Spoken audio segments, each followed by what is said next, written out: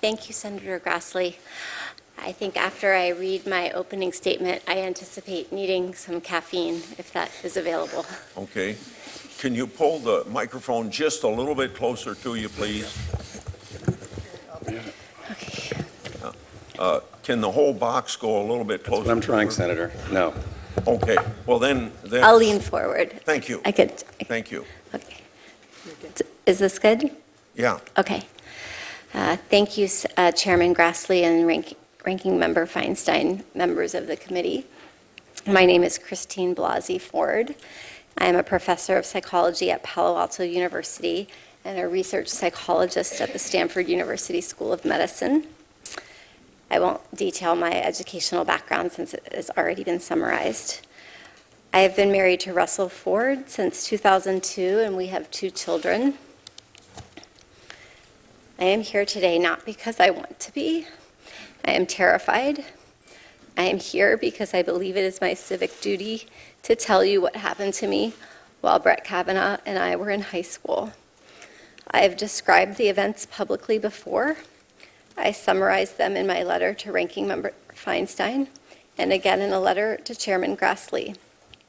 I understand and appreciate the importance of your hearing from me directly about what happened to me and the impact that it has had on my life and on my family.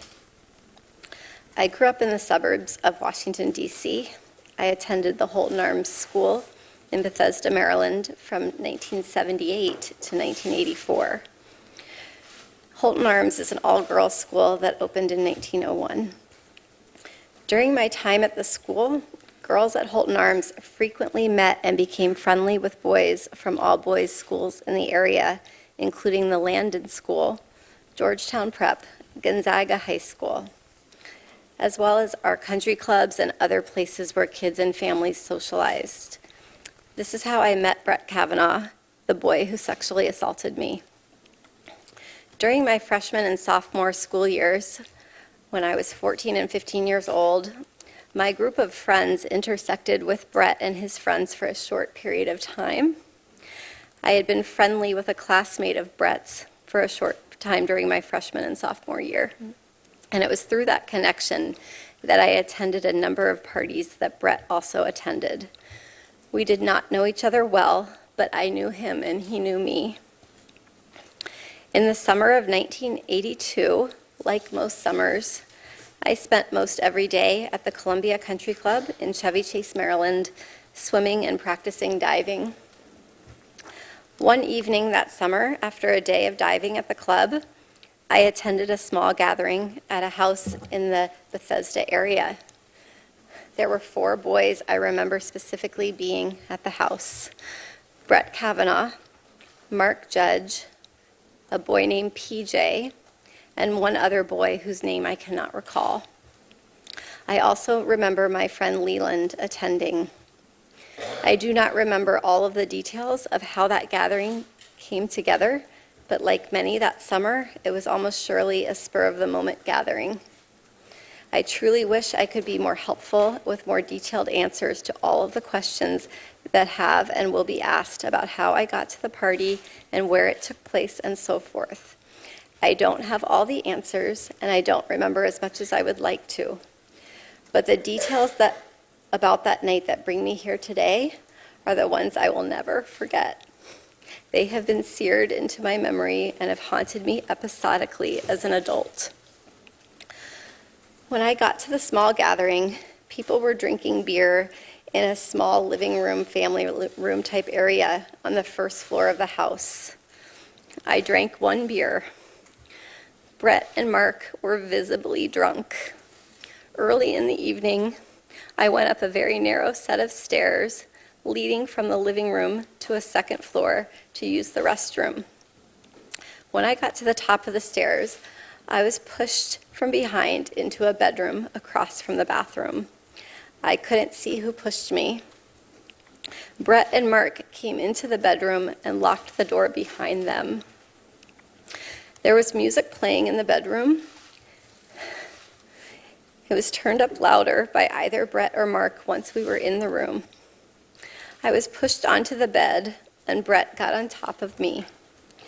He began running his hands over my body and grinding into me. I yelled, hoping that someone downstairs might hear me, and I tried to get away from him, but his weight was heavy. Brett groped me and tried to take off my clothes.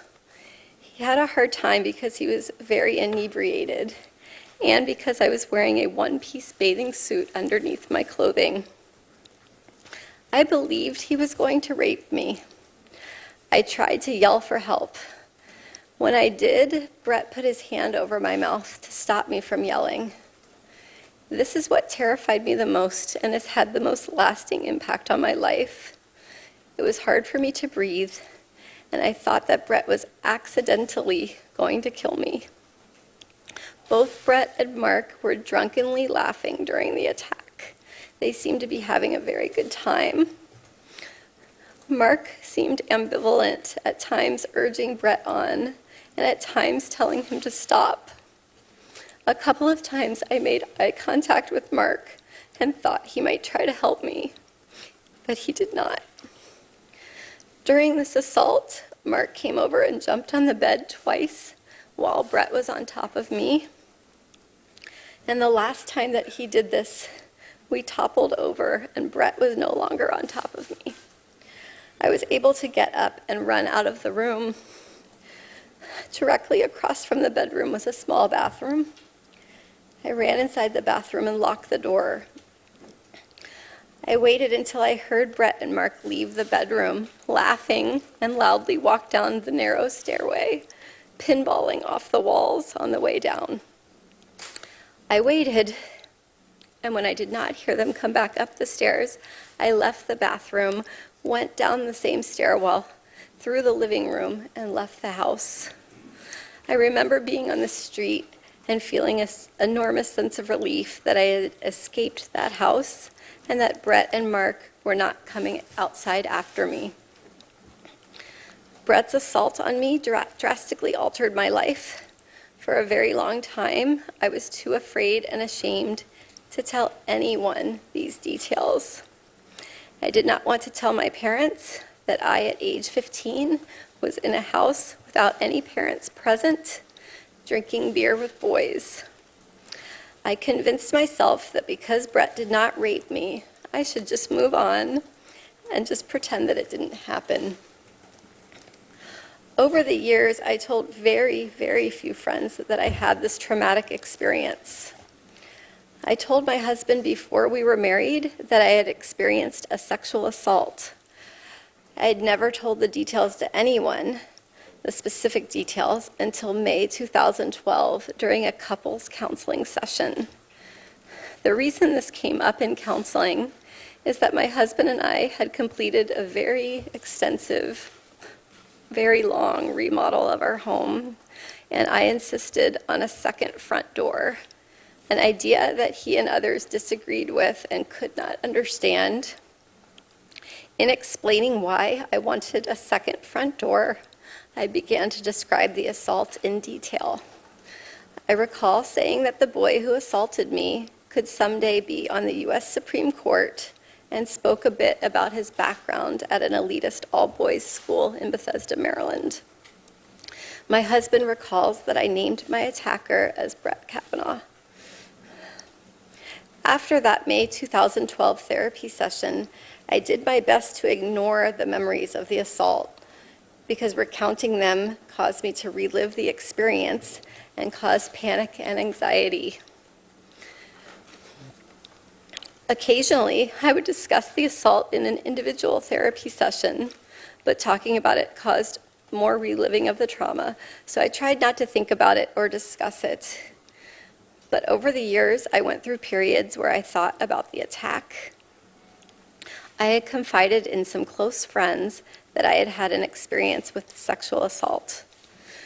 Occasionally, I stated that my assailant was a prominent lawyer or judge, but I did not use his name. I do not recall each person I spoke to about Brett's assault, and some friends have reminded me of these conversations since the publication of the Washington Post story on September 16, 2018. But until July 2018, I had never named Mr. Kavanaugh as my attacker outside of therapy. This changed in early July 2018. I saw press reports stating that Brett Kavanaugh was on the short list of a list of very well-qualified Supreme Court nominees. I thought it was my civic duty to relay the information I had about Mr. Kavanaugh's conduct so that those considering his nomination would know about this assault.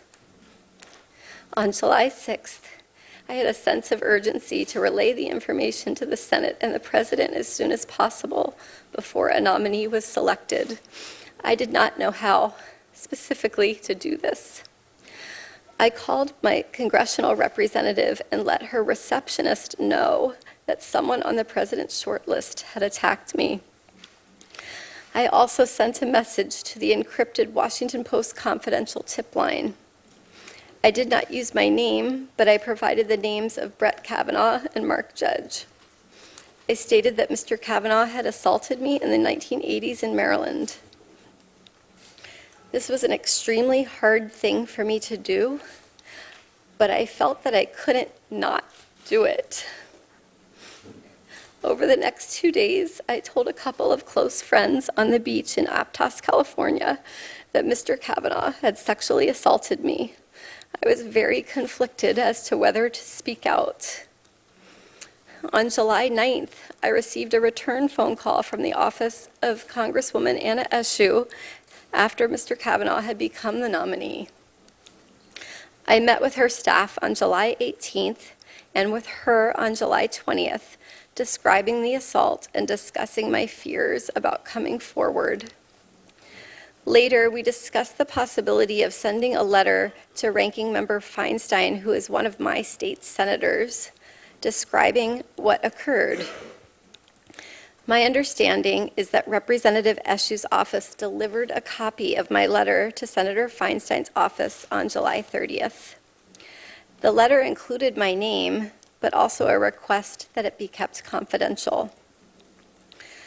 My hope was that providing the information confidentially would be sufficient to allow the Senate to consider Mr. Kavanaugh's serious misconduct without having to make myself, my family, or anyone's family vulnerable to the personal attacks and invasions of privacy that we have faced since my name became public. In a letter dated August 31st, Senator Feinstein wrote that she would not share the letter without my explicit consent, and I appreciated this commitment. Sexual assault victims should be able to decide for themselves when and whether their private experience is made public. As the hearing date got closer, I struggled with a terrible choice. Do I share the facts with the Senate and put myself and my family in the public spotlight? Or do I preserve our privacy and allow the Senate to make its decision without knowing the full truth of his past behaviors? I agonized daily with this decision throughout August and September 2018. The sense of duty that originally motivated me to reach out confidentially to the Washington Post and to Anna Eshoo's office when there was still a list of extremely qualified candidates, and to Senator Feinstein was always there, but my fears of the consequences of speaking out started to exponentially increase. During August 2018, the press reported that Mr. Kavanaugh's confirmation was virtually certain. Persons painted him as a champion of women's rights and empowerment. And I believed that if I came forward, my single voice would be drowned out by a chorus of powerful supporters. By the time of the confirmation hearings, I had resigned myself to remaining quiet and letting the committee and the Senate make their decision without knowing what Mr. Kavanaugh had done to me. Once the press started reporting on the existence of the letter I had sent to Senator Feinstein, I faced mounting pressure. Reporters appeared at my home and at my workplace, demanding information about the letter in the presence of my graduate students. They called my bosses and coworkers and left me many messages, making it clear that my name would inevitably be released to the media. I decided to speak out publicly to a journalist who had originally responded to the tip I had sent to the Washington Post and who had gained my trust. It was important for me to describe the details of the assault in my own words. Since September 16th, the date of the Washington Post story, I have experienced an outpouring of support from people in every state of this country.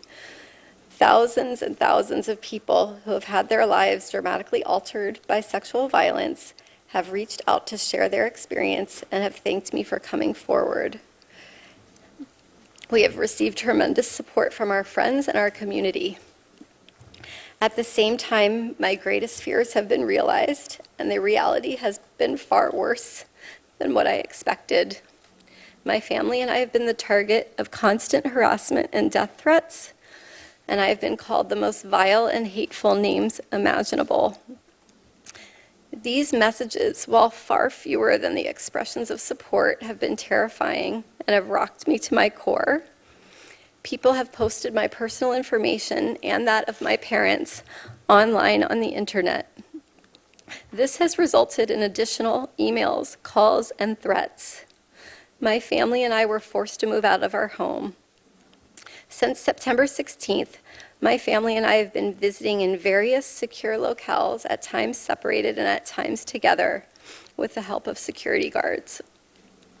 This past Tuesday evening, my work email was hacked and messages were sent out trying to recant my description of the sexual assault. Apart from the assault itself, these past couple of weeks have been the hardest of my life. I've had to relive this trauma in front of the world, and I've seen my life picked apart by people on television, on Twitter, other social media, other media, and in this body who have never met me or spoken with me. I have been accused of acting out of partisan political motives. Those who say that do not know me. I am an independent person and I am no one's pawn. My motivation in coming forward was to be helpful and to provide facts about how Mr. Kavanaugh's actions have damaged my life so that you could take into a serious consideration as you make your decision about how to proceed. It is not my responsibility to determine whether Mr. Kavanaugh deserves to sit on the Supreme Court. My responsibility is to tell you the truth. I understand that a professional prosecutor has been hired to ask me questions, and I'm committed to doing my very best to answer them. I have never been questioned by a prosecutor, and I will do my best. At the same time, because the committee members will be judging my credibility, I do hope to be able to engage directly with each of you. And at this point, I will do my best to answer your questions and would request some caffeine. A Coke or something? That sounds good. That would be great.